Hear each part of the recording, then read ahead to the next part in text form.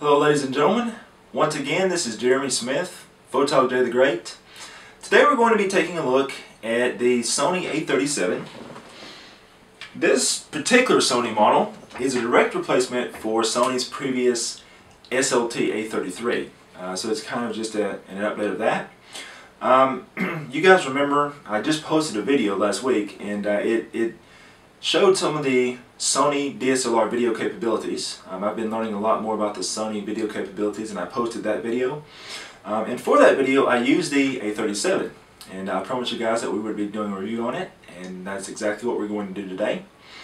While this camera is not really anything particularly new and exciting, it is a nice incremental update over the A33. The sensor is up from 14 megapixels to the newer 16 megapixel sensor. I do expect this to do much better in low light, and in the future I am going to do a lot more comparisons between DSLRs. I've noticed a lot of the comments, people have been saying, hey, it'd be nice to have more comparisons. Honestly, between like the Nikon and Sony models especially, really there's lots and lots of similarities in terms of high ISO. So that's why on some of my videos I only do a lot more samples whenever there's a new camera that comes out that has a dramatically different sensor. A lot of these cameras are close to the same or nearly the same sensor design. So unless it's a major update, oftentimes I won't delve into things quite as much. So this is the 16 megapixel sensor. I'm sure it's the same one that's used in like the NEX5N and some of these similar models. I'd imagine probably the D5100 as well. One thing that everyone has to realize is, as technology moves on, a lot of the components for the higher end cameras, namely the sensor, ends up being passed down to entry-level models. So like if you look at like the Nikon models, for example, you used to have to go up to like a D5100 if you wanted, say for example, a 16 megapixel sensor. The D3200 came out and it's 24 megapixels, and you see like on the Sony here that 16 megapixel sensor was used in higher models. Now the 16 megapixel sensor is used in the entry-level model. It was previously in like the A55, and so now we see the A65 going to 24 megapixels, and then you see how the entry-level model is now 16. So it's kind of like having older siblings and having their clothes, passed down to you. That's kind of how it works in terms of DSLR sensors. So kind of keep that in mind. There's going to be a lot of similarities between a lot of the models. And just like we did on the D3200 and D5100, I'm sure we'll be doing some more side-by-side comparisons between some of the cameras in the future. So anyways, if you guys have particular comparisons you'd like to see, I'd love to see your feedback on that. And I've got a few ideas of my own already, but I'd like to see some feedback from you guys so that we can kind of come up with a video that will kind of compare what you guys are mainly looking at. But anyways, for the time being, we're going to go ahead and take a closer look at the features of the A37. Okay, taking a closer look at the camera here. So we go over here. Very similar to the other Sony models as far as size and everything is concerned. This camera is very perfect for someone who is used to using a more compact camera and they kind of want to move over to an SLR. For a lot of users that might be put off by the size of a DSLR, this one is very compact. Obviously not as compact as a mirrorless camera, but it's going to give you a lot more versatility in terms of lenses and things like that. So it's a very nice size. If you do have larger hands, I would recommend going with something like a Sony A57 or something along those lines. Like for my hands, I found this a bit small. You can see that there. Okay, so let's take a closer look at all the different aspects of the body here. Okay, so over on this side, this is one of the main things I like about all these Sony DSLRs is the fact that it does have a microphone jack. Sadly, it doesn't have manual audio adjustment, so you can't go in there and adjust your levels. But I've been told that in future Sony DSLRs that's not going to be an issue any longer. Of course, we have the remote jack right beside that, just right there. And then we have our USB and our mini HDMI connector. And you guys know what I'm going to say right now, or at least if you've been watching my other videos, you know what I'm going to say. No, there is no HDMI cable included with this camera. Ugh, my goodness, when are they going to stop cheaping out on that? I promise I won't rant too much about that. I've ranted about it in practically every other video, so, but yeah.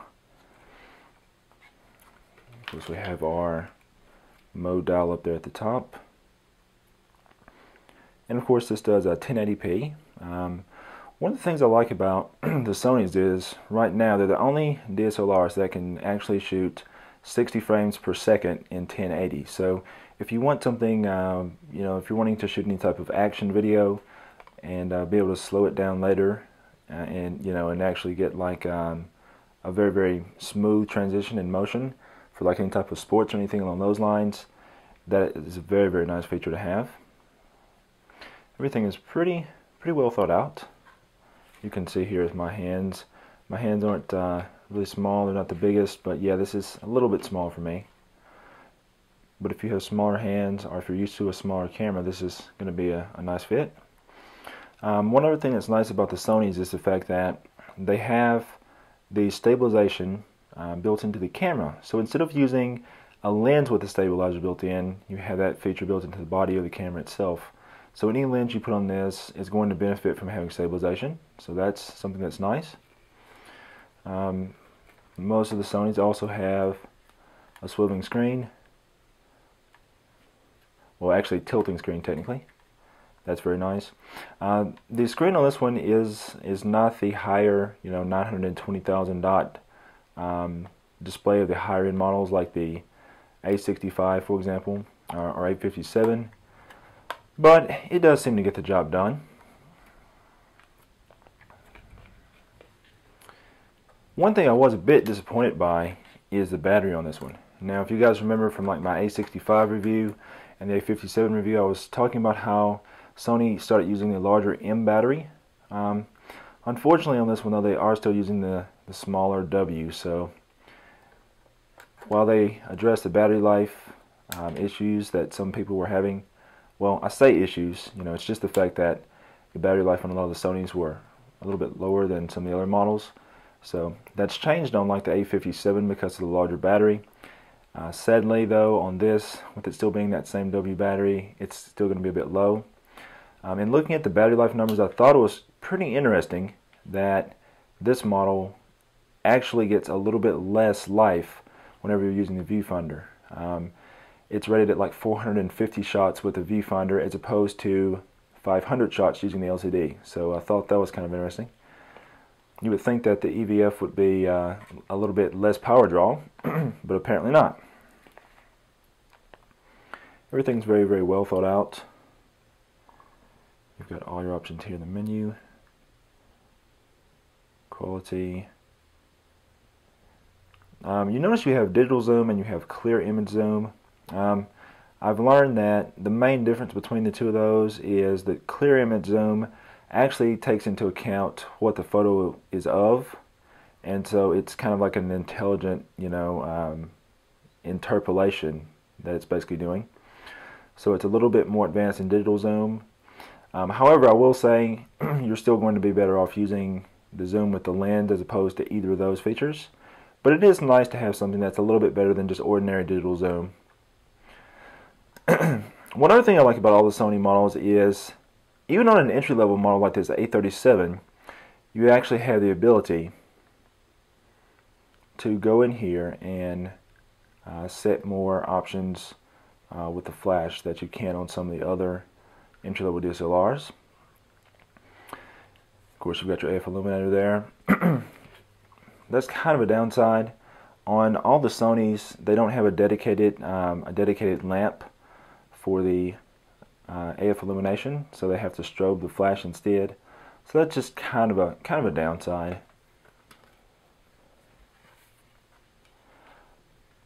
And let's see here, color space.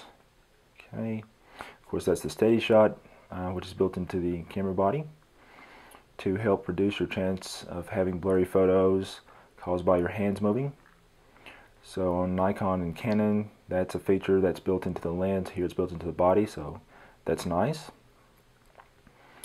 And of course we just talked about this as well. The video recording options, as you can see there, you can actually do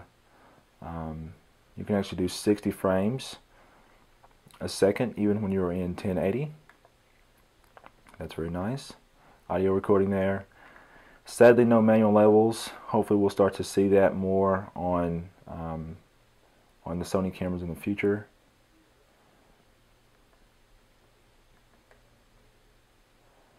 iStart autofocus, which basically allows the camera to go ahead and focus before you actually have pressed the shutter button. So as soon as you raise it up to your eye, the little sensor that's used to turn off the screen will serve as a means to go ahead and start the autofocus operation. So that way, whenever you actually press the shutter button, you have a greater chance of getting your subject in focus.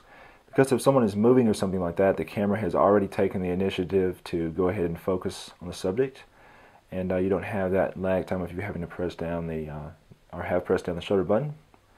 So that's a pretty unique feature.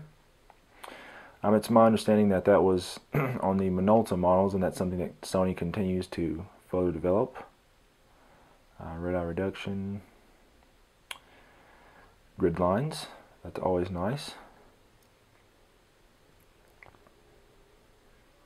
You'll notice that a lot of, you may have noticed that in the comments, as people ask me questions, I always encourage everyone to go out and, if you're looking at two similar cameras in the same range, and you can't really decide between the two, oftentimes these days, most of the cameras are very similar in terms of image quality. There's going to be some differences there, obviously. But in like your mid-range and intro-level DSLRs, the competition is so fierce. All the models are pretty similar in terms of their picture quality, but they differ greatly in their features, and they differ greatly in their size and ergonomics. So for a lot of users, if you've never used a DSLR particularly, you may find one set of controls a lot more logical than another set. In my particular case, as I've said a few times, this camera, if I were buying a camera for myself and I was starting out, this one would be a little bit too small for me.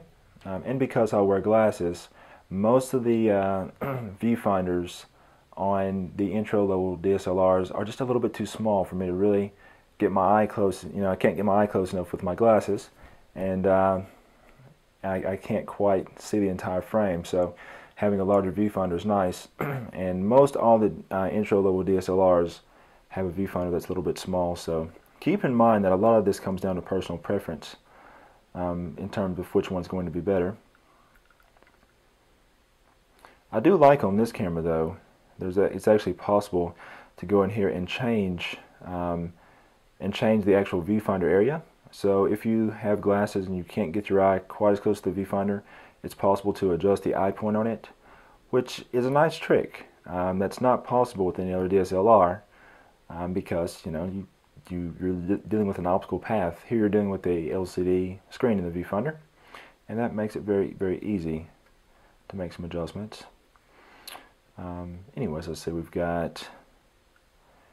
are some of the electronic compensations for things like vignetting and chromatic aberration, distortion, that sort of thing. And that's a nice addition as well. Keep in mind that those sorts of adjustments only show up in JPEG images. It doesn't apply to RAW files. Of course, we'll be taking a look at that in part 2 whenever I show off the sample images from this camera. So our playback modes here. See here, anything else? Volume settings. All your memory card options there. And of course, date and time.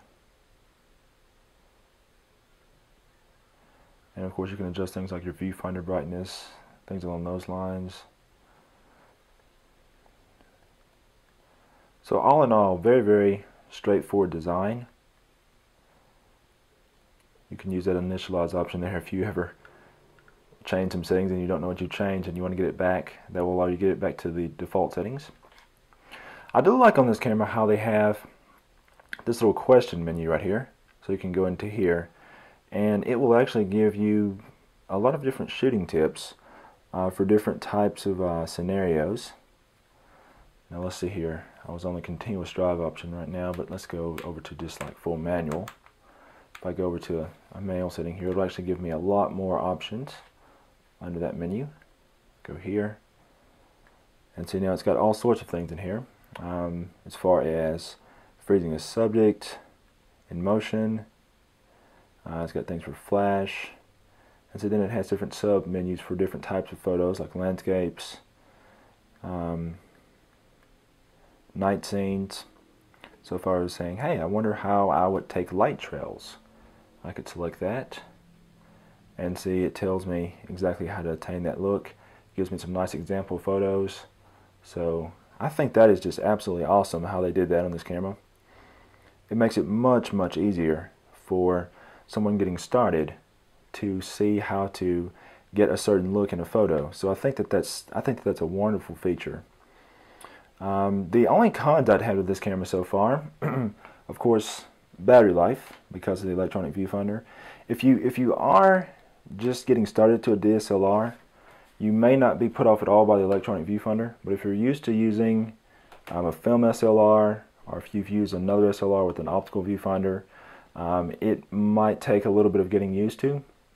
I would highly recommend taking a look at something like the Sony A65, because on that model, on either the A65 or the A37, on both of those, the viewfinder, the electronic viewfinder, is actually higher resolution.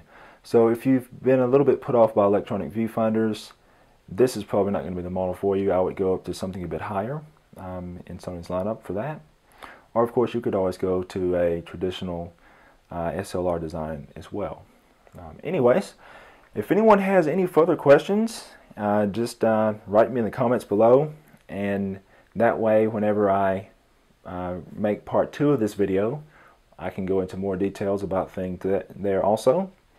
Definitely subscribe and like this video, and don't forget to share it with all your friends if you found it helpful.